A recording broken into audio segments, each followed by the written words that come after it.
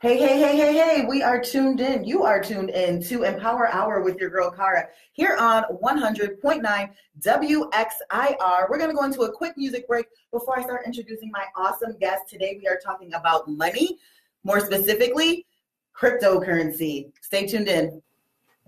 Hey, we are back from the break. Liddy.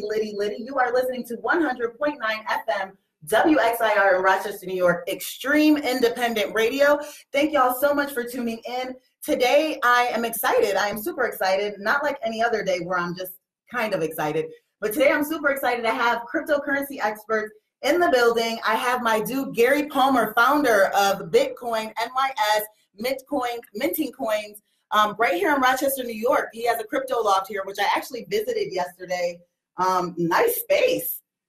Thank you. Yeah, awesome space. Yeah, Actually, I love it. Yeah, I was pretty surprised. I went in there and it was like an actual loft, y'all.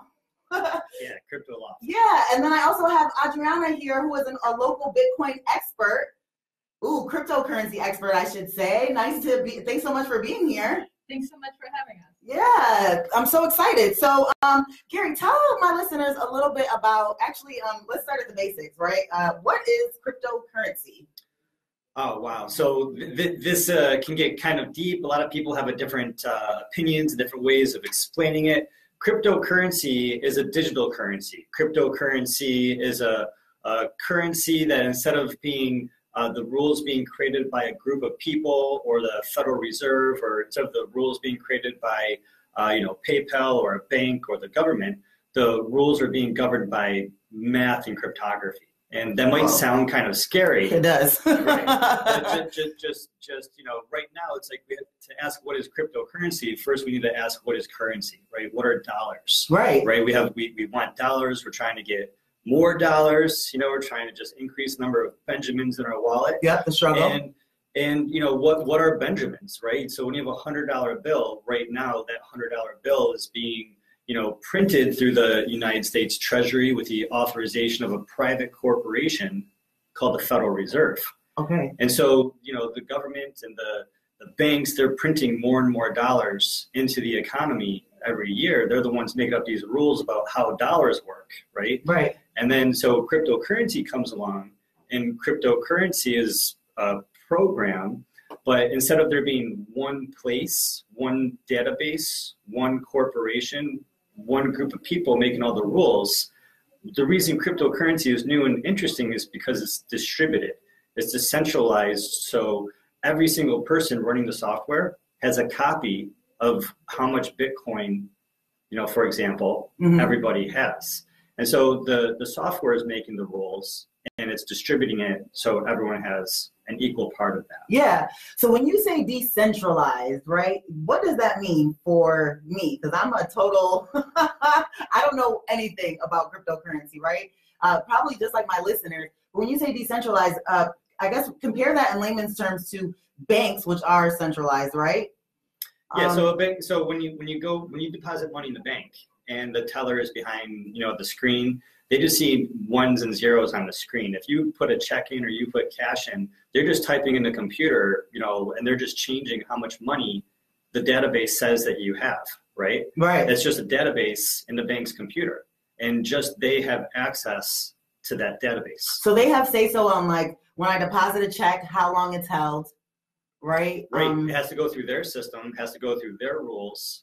Sometimes it's a computer system. Sometimes someone physically has to push a button. But it's the banking system, right? It's like actually a thing. Right. Go figure. Yeah.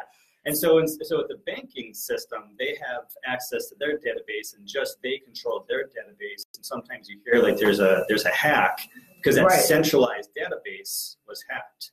And so when we talk about decentralized, what that means instead of just one organization having access to that database, everybody has access. So everybody has a copy. Everybody who wants a copy has a copy. And because we all agree that this one single truth hasn't been changed, then we all agree on what the real database is, what the real Bitcoin is, and that keeps anyone from changing the rules of Bitcoin, specifically. So is that what banks are scared of? Like, what is it? Because I know cryptocurrency, people will say, or banking people will say, oh, that's, you know, you can't trust that. You can't, you know, you need to put your money in a bank. Why would you invest there? Or maybe you should invest in the stock market. Like anything with the internet that started, people are like, this is a fad. You know, what is this? Credit cards, this is a fad. What is this? What are some of the things that people are saying now about cryptocurrency, or maybe they said before that has now changed? What are some of the things they said before? Well, I mean, some of the banks said that Bitcoin was a scam. They said it was a fraud. They said it was only used by criminals. Oh, wow. Yet the banks have been investing. Oh my gosh, that's deep. I'm like, shots fired. Yeah, and you know, that those are things that they've said. Yeah, you know, while they're saying that with, you know, one side of the conversation, and the other side of the conversation, they're actually investing into the technology, they're investing into the tokens, they're investing into the businesses that are popping up to support the cryptocurrencies. And so, you know, for example, just to give you a really clear case, Jamie Dimon, who is the CEO of JP Morgan Chase, he said that Bitcoin was a scam and a fraud, and that no one in his organization should be buying or selling Bitcoin. Right. And then the price of Bitcoin sort of crashed. And then someone at JP Morgan, his bank, then purchased, you know, I think it was about $50 million. Wow. So they sort of created a situation, and they say it was all, you know, an accident, but it just so happened that they created an incident where the price of Bitcoin crashed. And they get paid off of it. And they were able to buy it at what was then seen as a huge discount. Wow. So obviously it can't be too much of a scam if they're actually buying into it. Yeah, and to their defense, what I think that they would say is that it's a hedge. You know, it's a hedge against the system that we have, because right now there's no alternative to the system that we have. You know, it's like if Google crashed, technically we would have Bing. Right. I mean, nobody really uses it, but yeah, it would be out there. But if the world financial system crashed, the next best thing would have been gold.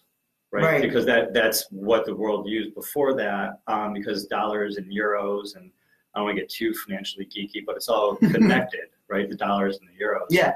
The thing about Bitcoin and gold is that they're both limited. So with Bitcoin specifically, there's never going to be more than 21 million Bitcoin. And while there's never going to be more than 21 million Bitcoin, there's, you know, about 43 million millionaires in the world. And if everybody wanted one Bitcoin, then it just wouldn't be possible because there just aren't enough to go around. Right. So then that means the demand is high for Bitcoin, right? Well, I guess the demand is enough, you know, based on the supply, the demand is enough to put the price where it is today, and that's about $7,800. For one coin? For one whole Bitcoin. And how did they start out? Like really low, right? Years ago, you probably could have bought a Bitcoin for a few dollars, maybe $10.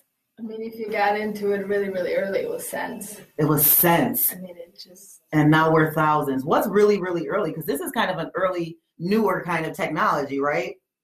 This is extremely new. And when we compare it to something, you know, other technology like cell phones or the internet, they say that we're at less than 1% penetration with the number of people who have even heard about Bitcoin, let alone the number of people who actually own any. Wow. And there's something called Metcalfe's Law. And Metcalfe's Law says the value of a network, right, the number of people using cell phones, the number of people using the Google, the number of people using the internet, the number of people using Bitcoin, the value of that network is the number of users squared. And so as more people use Bitcoin, as more people buy or own or have just a little bit of Bitcoin, that reduces how much is available to everybody else in the world. And so if more people are looking for this really rare, scarce digital token, you know, a token that people like Steve Wozniak, the co-founder of Apple, or Jack Dorsey, the CEO of Square, and he's also the CEO of Twitter, they're seeing Bitcoin as potentially being the money of the internet, the native money of the internet, as the internet is evolving, as the internet is looking for its own currency that it can trust. You know, we see so many data breaches in the world. There's a huge amount of security to Bitcoin. The fact that no one person controls it, no one company controls it, no one server or place controls it, and you can't just change anything that's ever happened on it. Well, now that was a mouthful. I'm still like, computing, still trying to figure it out. But Adriana, I'm sorry. How did you get into this, right? How did you start even being interested in cryptocurrency? What was that journey like for you? Yeah, we were both living in California, and Gary was working in the Silicon Valley, and I actually learned about Bitcoin through him first. And it was very interesting because when I first heard about it, it was like, okay, so it's digital currency, and it's very much, I think a lot of us don't really know about money. Right. We don't really get to grow up and understand what money is. And so in my concept of like, what do you mean? Like, what is it? I can't hold it. How do I like buy it? How do I sell it? How do I use it? Right, that's me. It was just, it was very confusing. And a lot of people that come to our meetups, it's this fundamental question, like kind of grasping the whole concept of digital currency. And as I started to learn more, so Gary kind of came with this interest, and we started to research more, and being a family and having kids, it's there's this interest of how do we provide for the family, how do we build wealth, and none of us, neither Gary or I, came from a lot of money, and so it's really like, how do we create money without kind of going to work and killing ourselves and not spending time with the kids? Right. It was just like, how do we sort of flip the rules and start creating some wealth, and in the same time have sort of trust in the system that it will support us. Right. Because we live in these times where it's just like there's a lot of what's happening in the world right now, and a lot of people are really sort of feeling nervous and unstable, and for sure. And so this whole thing of like, yeah, you can put your money in the stock market, but then tomorrow you can lose it all. Right. And I have done that as a sort of 20-something-year-old. I get some money and I put in the stock market. I trusted some stockbroker in a bank. Right. And I lost it all. And it wasn't a huge amount, but for me, like 20-something working, it was a lot. Mm-hmm. And so I've always had this like, how do I gain the knowledge to really understand of how to create my own security and how to create my own wealth. Now, what were you doing before that? I worked in nonprofit for a big chunk of time. Actually, worked with nonviolent communication and conflict resolution. Oh wow! With a lot of we work with companies and individuals, so helping them resolve conflict, and helping them come internal conflict or like external conflict. Organizational conflict, and how to really come to an agreement that didn't leave people out, because oftentimes it's this like, okay, who hands up, who's in favor, and that's how we vote. And so there's always people that are left behind. And so what I loved, it was this sort of idea of inclusion, like really working on how do we include everybody in a conversation. Yeah. Even though we might not go that direction, I think when people are included, we can, we sort of feel held in making, in kind of coming to the point of agreement. So two totally different ends of the spectrum. So totally sounds like to me. Yeah. I don't look at it that way, because for me, much more like there's a lot of technicality, and I talk a little bit different about Bitcoin that Gary does. I mean, there's tremendous amount of technical stuff that he holds. Yeah. I don't come from a financial background or a highly technical background. But, for me is this idea of creating transparency, which is really like what I was working in nonviolent communication and conflict resolutions, like to create transparency and to create trust and to, create this place where people come together in community. And that's what, for me, Bitcoin does. Transparency for sure, especially from what you were saying, Gary. With the decentralization and that kind of thing, it's pretty transparent, right? You can go there and see where your money is, what it's doing, when you move it, how long does that take, all of that kind of stuff, right? So that is true. I never looked at it like that. Everybody can see everything. It's not sort of hidden in some corporation somewhere. It's making decisions that really don't benefit you. It benefits them, and you're kind of held in the dark for most of it.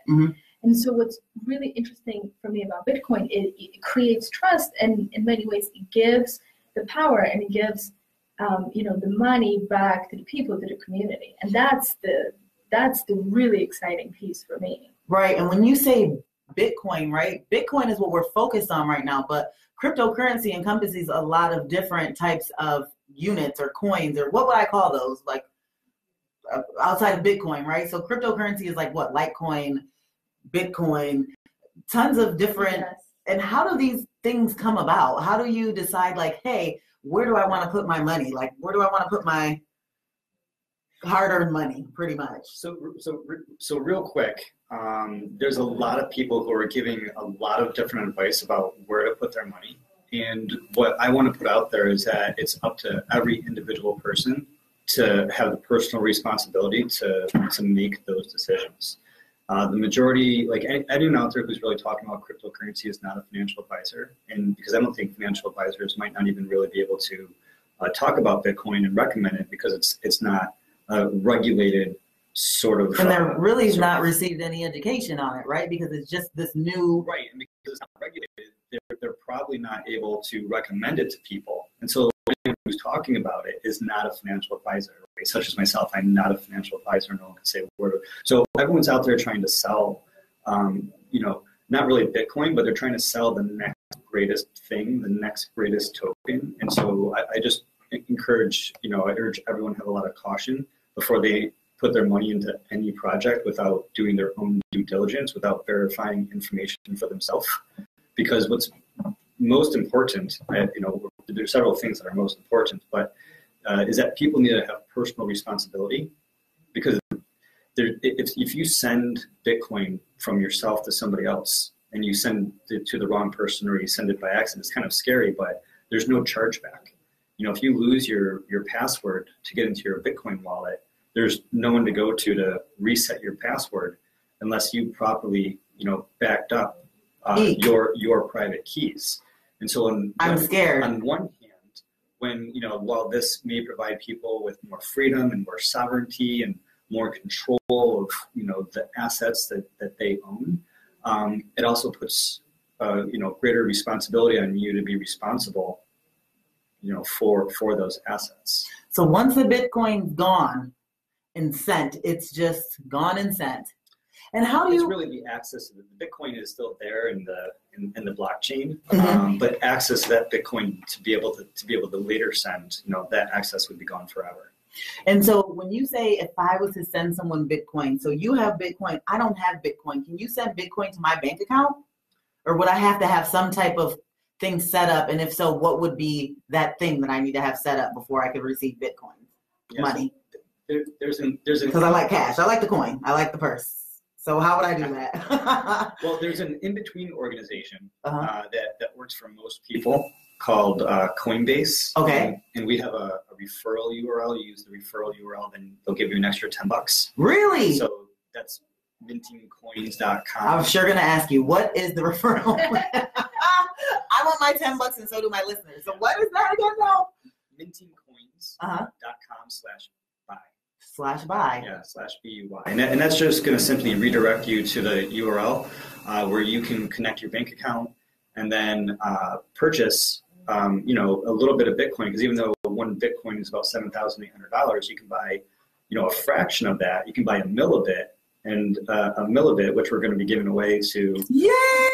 And also, listener, you're going to get a Bitcoin, a millibit. Not a whole Bitcoin. Not a whole Bitcoin, people. I don't have to give. So, okay, so a millibit of Bitcoin. Yeah. So as long as I have a bank account, I can go into this Coinbase mm-hmm. and purchase. Now, I don't need to have the $10,000 or $7,800 for a Bitcoin. I can put in a percentage. And how does that go? Decimal or actual percentage, or how does the website lets you say I want $10, or you can say I want 0.001. Okay, so it's pretty intuitive. This website, right? Oh, yeah. Anybody can go on here pretty much. If you know how to work your phone. This is a major regulated financial corporation. The service that they're providing is the in-between of the bank account and these new digital assets. Okay, so Coinbase is the middleman.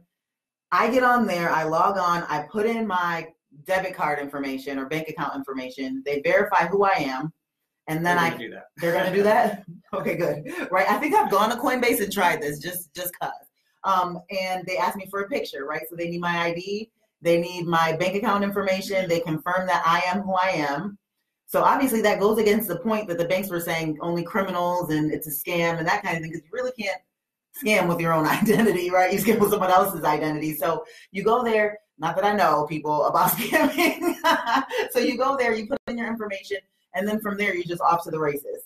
Yeah, and I mean, check fraud happens all the time. Credit card fraud happens all the time. There's lots of fraudulent things. We're always hearing about Target or just some organization with a yeah, exactly. Our personal identity has been hacked. You have as Adriana was saying, you have these centralized organizations. And I guess Facebook is an example of that. Mm-hmm. They're making rules. It could be the banks, it could be tech companies, whatever the organization is. With this new technology, everybody can be part of the conversation, and everybody can have their piece of the network, and they can have the sovereignty of owning Bitcoin and knowing that can't be taken away or diluted, unlike dollars where they just print more and more and more. So whatever you hide under the mattress or in the bank account, right? It's under the mattress for me. It's not increasing faster than inflation. Well, that's like deep, right? Because like you said, I've gone to DC to the Treasury and I've seen the printouts of the money, just printing out. But you gave me an example of some money in Zimbabwe, right? First you showed me a $1 bill, and then you showed me a $1 million bill? $200 million bill. Like what? Explain to me why that, or how that occurs, or explain to my listeners. Yeah, I mean, it all happened within a year, but basically the money that can be printed, you can print more. And the more and more and more you print, the less that money is worth. And so when let's say you spend $1 on something, and whoever's in charge decided to print X amount of money extra that month, then next month you go and you spend $5, and then next month you go and it'll be like $150. Have you ever seen gas and milk increase in price year after year? Yeah, right? Like you'll hear your grandparents say, like, in my day, milk or eggs was 10 cents. And you're like, well, what day was that? Like, yeah. And that's what you mean. Yeah, it's and I was too young to really understand it, but I grew up in Poland. I didn't come here when I was 15. And so when I was there, it was during the communism.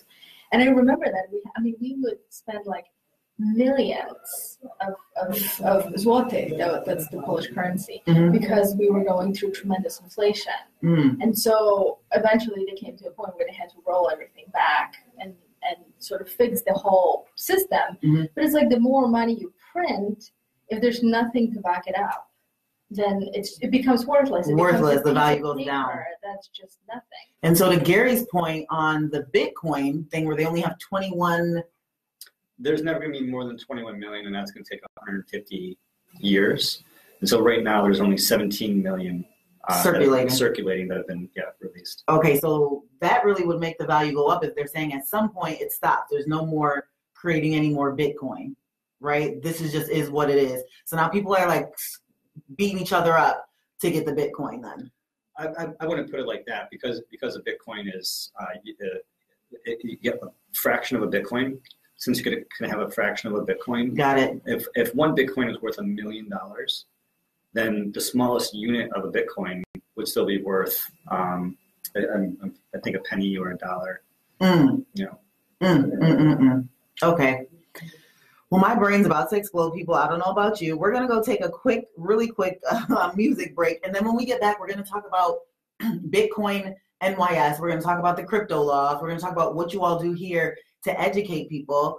And so, you're tuned in to Empower Hour with your girl, Khara. Thanks so much for listening in on 100.9 WXIR. We'll be right back after a short music break. And we are back. It is your girl, Khara. You're listening in on 100.9 FM, WXIR in Rochester, New York, Extreme Independent Radio. This is Empower Hour with Khara. Right now in the studio, I have awesome guests. I have the owner and founder of Minting Coin and Bitcoin NYS, Gary Palmer. And then I have a local expert, Adriana Palmer as well, huh? Yes, real soon. Oh, congrats. Yes. So we'll try that on for now then, okay? Thanks so much for joining, you guys. We just talked about what cryptocurrency is, what that means to the world and what banks are saying and what it really is. And I really wanted to give my listeners an opportunity if they'd like to maybe learn more about Bitcoin and cryptocurrency in general. So you have the Loft, the Crypto Loft. Tell me a little bit about that. What do you all do there? Yeah, so it's our awesome Crypto Loft in downtown Rochester, New York, right inside the Inner Loop on St. Paul next to Tapas. And it is an excellent place where people can come to learn about Bitcoin. We have free meetups in the evening after work for us to talk about what is Bitcoin, what's happening in the news, and just to be a resource if anyone has any questions and if they want to start learning about this technology and maybe being ahead of the curve. So do you do those monthly or weekly, or how does that roll? We do meetups usually about twice a month. Oh, cool. And then people can come in like myself who really don't know anything about cryptocurrency. So you're not going to shun us at the door like, no, go, right? We created this space because it's so important to have education because there really isn't anything out there. And I think, what I see the most, what's holding people back is, there is a little bit of sort of technology hump that you have to gain some knowledge to really understand. So the first part is purchasing the Bitcoin or the other cryptocurrency, but the second part is really understanding how you can store it securely, how you can send it, and because there isn't a person that you get on the phone and be like, hey, I just sort of messed up, can you fix it?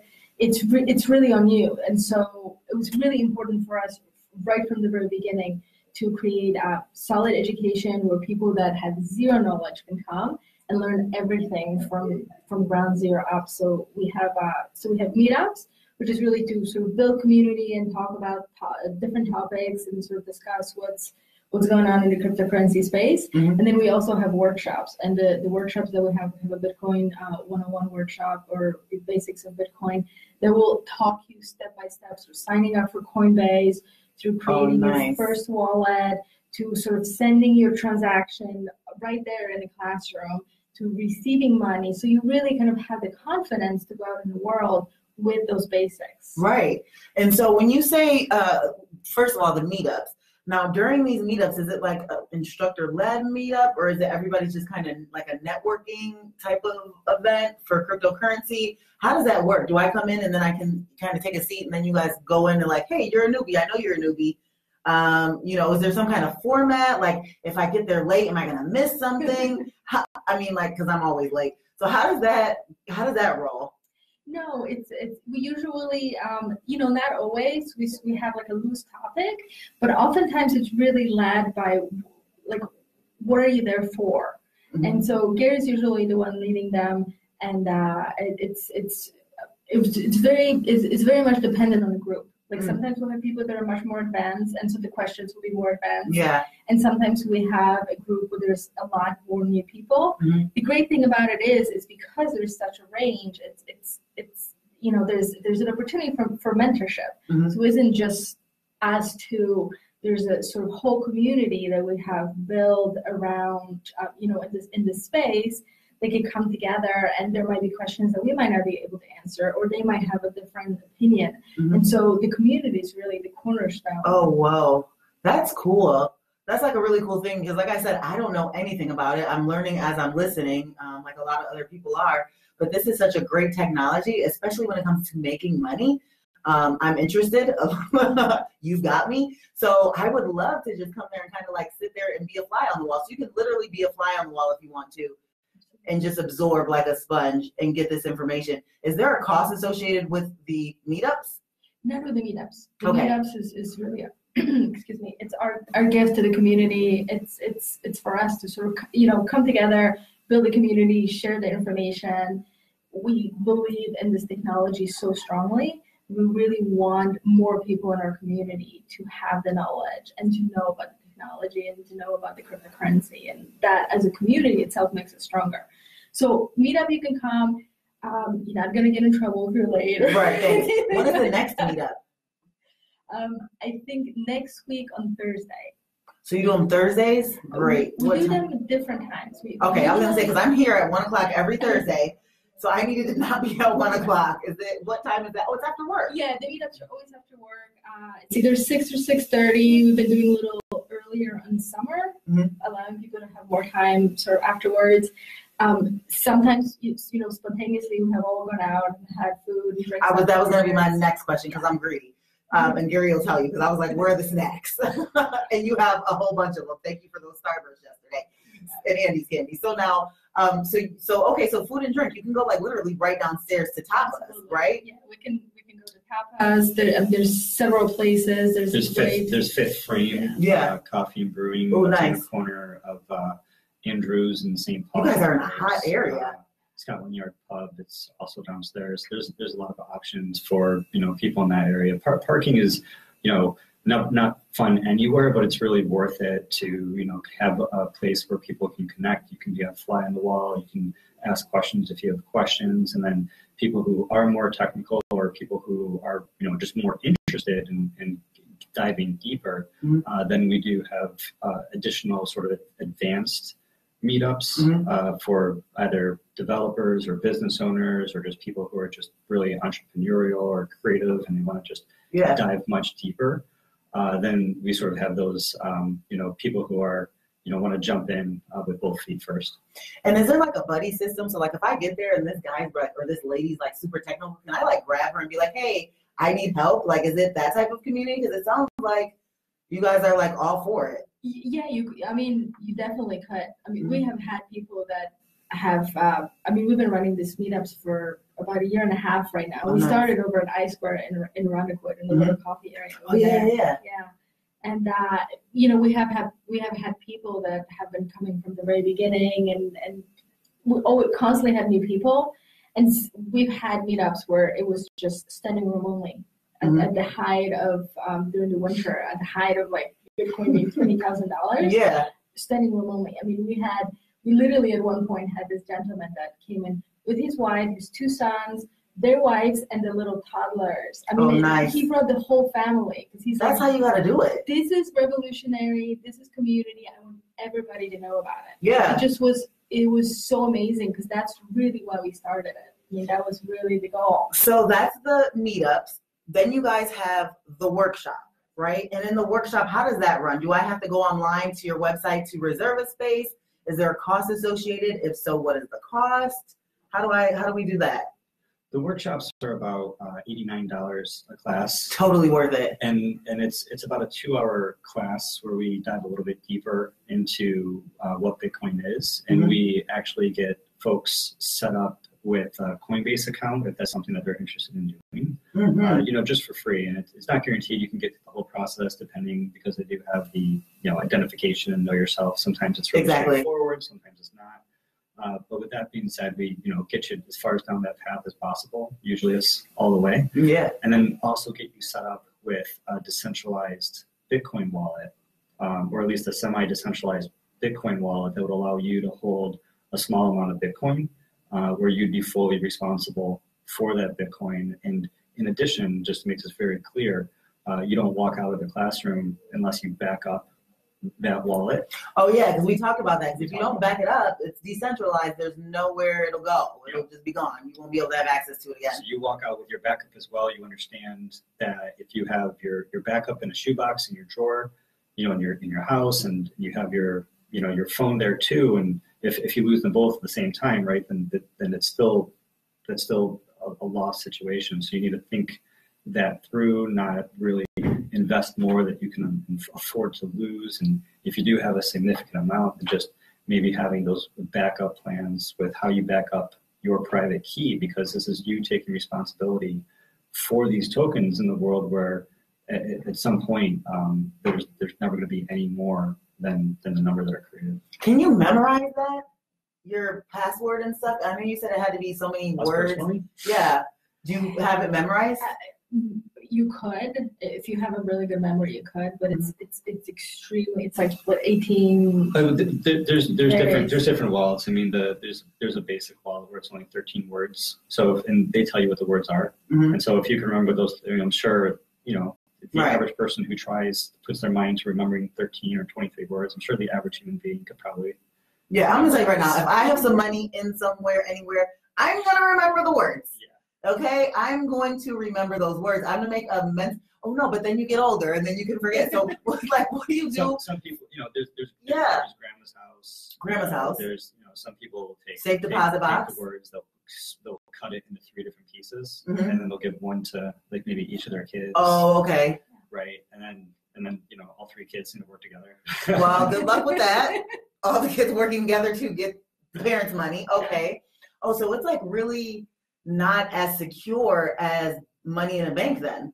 There's it's give and take, right? And so there's a lot of instances, and it's not about which is better necessarily.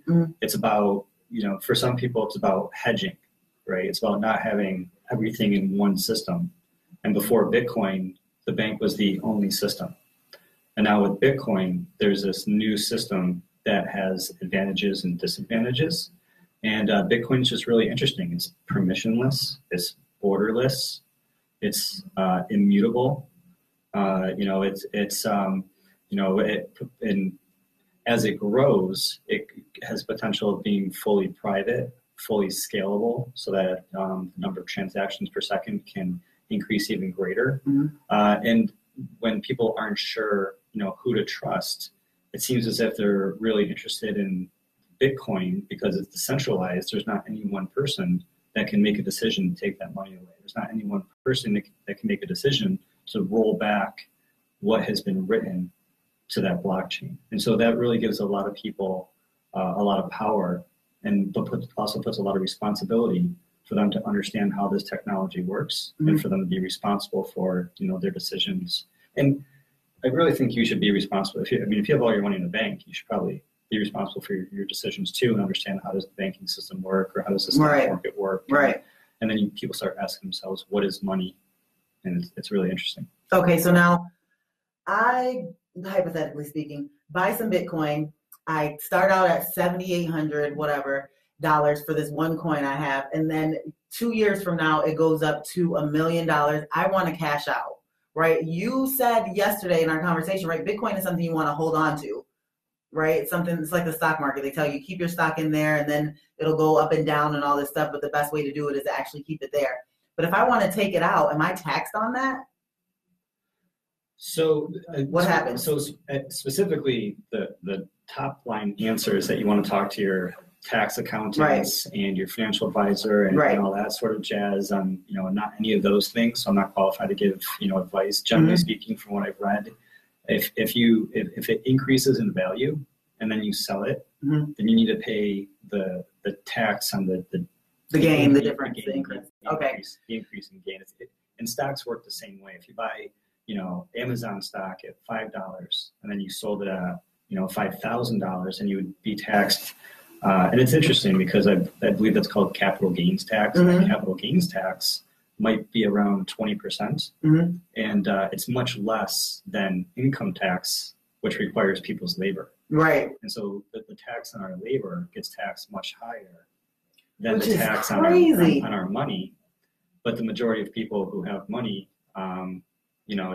it just creates an interesting system of how money gets rewarded. Right.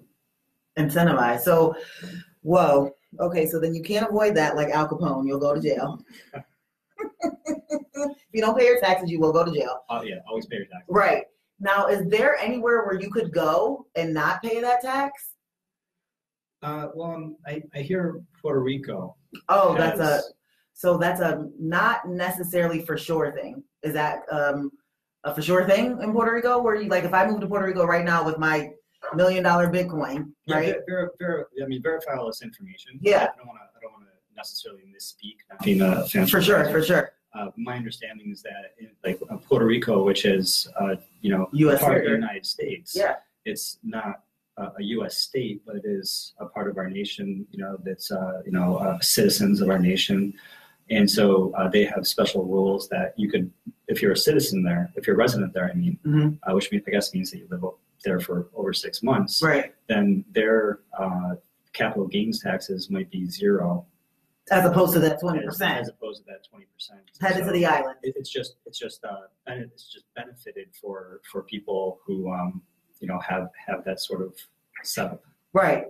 And that mindset, like me, who does not want to pay the government. Okay, I'm gonna take my $1 million of Bitcoin. We're gonna go there on an island. I'm gonna hang out for 6 to 12 months, and potentially I could avoid that tax. Wow, that'll change. I'm sure once this starts to really pick up a lot, the government's going to put their hand in that, because that's what they do as a government, and try to get some money. It's definitely going to change. Yeah. There's going to be a lot of change on us. It's going to happen, I think, very, very quickly. Really, within the next 5 years, you think? Maybe sooner than that. Whoa. So get in now, pretty much. Get in now, get a workshop, schedule it. Where do I go to schedule that workshop again? You can check us out at our website, and you can also check us out at meetup.com. Okay. So at Meetup, it's meetup.com/Bitcoin-NYS. Oh, awesome. So you can go to meetup.com, type in Bitcoin, and our group will pop up. You'll get all the notifications when we have these classes. We also post them on Eventbrite as well. Okay. And then what else are you all doing? Because I saw the setup in your crypto loft, right? There's a green screen and cameras and lights and all kinds of stuff. So, like, what goes on? Tell me about that. What is that for? Well, there's the crypto loft, and then there's the Bitcoin studio. Yeah. Yeah. So one part is the Bitcoin-NYS loft, teaching studio, and the other part is the minting coins. It's the minting coin studio. So we have a YouTube channel, and what is that? We have a show on YouTube that teaches people about cryptocurrency. So Gary's usually the one in front of the camera. Yeah, behind the scenes. I'm the behind the scenes. Okay. He's in front of the camera person, and that's that's where he really goes much more in depth, is what's happening right now, like what's happening with all of the regulations, what's happening with all the various coins, like all the news, sort of all the details from not just US but all over the world. Because every nation, every country is dealing with it differently. There are places where the regulation is not as strict as in the US. Even US, the regulations are different from state to state. Like New York State is one of the strictest states. And then how is that applied, right? Like, so if is it based on my bank account and my residency, or could I go maybe visit one of these countries where the regulation isn't that high, buy some Bitcoin, and then that's where it's really at? Like, how does that, can I avoid regulations pretty much if I went there and bought my Bitcoin over there, or no, because I'm a U.S. citizen? I mean, I think that the majority of people maybe listening to us right now are U.S. citizens, and they might be New York State residents. Right. And if you're a New York State resident, then it's illegal for, say, me to sell someone Bitcoin directly, because I would need a special Bitcoin license, like a banking license, in order to sell someone else Bitcoin. How do you get that? You got to pay the fees and the lawyers, and it's quite costly. And so because of that, there's a lot of business that hasn't come to New York, and there's a lot of innovation that's really left New York because of the regulations imposed. But at the same time, I suppose it's giving the bankers a competitive advantage, since they already have that set up in Wall Street. And Coinbase is an example that you can get to through mintingcoins.com/buy. Yep. And then Coinbase is an example of a regulated organization that's legally authorized to sell you, to let you buy Bitcoin through them, and they'll connect your bank account and do that. And that kind of thing. So they've paid the lawyers, they've paid the fees, they've done all that, and then you just go there easy peasy and do what you got to do with $10, your millibit, or not do whatever. More than you can afford to lose. You're not supposed to. I mean, there's unfortunately, there's a story of someone who mortgaged their house for $60,000 when Bitcoin was $20,000 a coin. And then that's 3 Bitcoins, and the price crashed all the way down to 6,000, which is still good if you got it for 5,000. Well, or if you got it 1 year previous, it was only $1,000. Wow. Right? And so $6,000 after a crash was still 6 times higher than it was a year previous. I'll take it. But the person who bought in, when they heard about it in the news at the all-time high, and they didn't just put in $10, they put in literally the whole house. Mm-hmm. They weren't able to hold on to that Bitcoin for it to come all the way back around the undertow. Mm. And they, that was a bad situation for them and their family. Right. So all their eggs went in one basket crushed at the worst time. Yeah. No more eggs. So pretty much you don't want to put in your whole life savings, right, in Bitcoin. Exactly.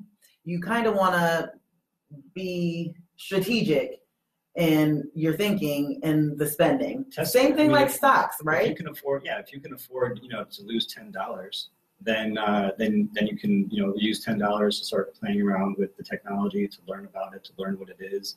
I do internet marketing really before I was teaching people about Bitcoin cryptocurrency. And way back when, I had to go through eBay and pay to buy someone's early access to Google Analytics so that I can buy their access, right? There was limited access to this thing called Google Analytics. And because, I figured I can afford to lose, that $30 or $40 in order to play with that technology, to get my hands on it early, and then to give myself a competitive advantage.